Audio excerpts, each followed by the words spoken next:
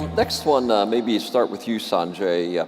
What happened to cloud-native apps and VIC and integrated containers? You talked a lot about that last year, but nothing yet so far this year. Maybe update on our container thoughts. Yeah, we announced, and we'll talk a lot more today about kind of our offer around developers. But we've really been thinking about a world that brings together developers and enterprise together. We use this phrase, developer ready, enterprise robust. And if you like that, you can tweet about it.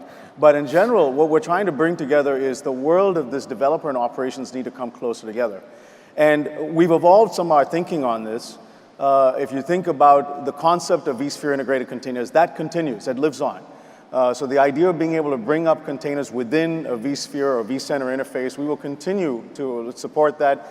We released VIC 1.2. And there's increased support for Docker. I think just yesterday we announced it. So that continues. That concept continues. It lives on. You see richer ways in which you can bring up Docker and many of the things that you use.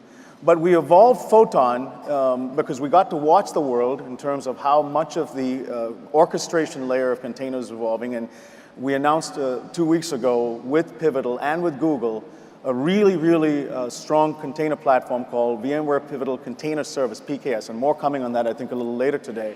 Pat, and PKS really becomes the evolution of where our thinking on Photon was. We think that's what you want. We saw a lot of developer activity on GitHub for Kubernetes.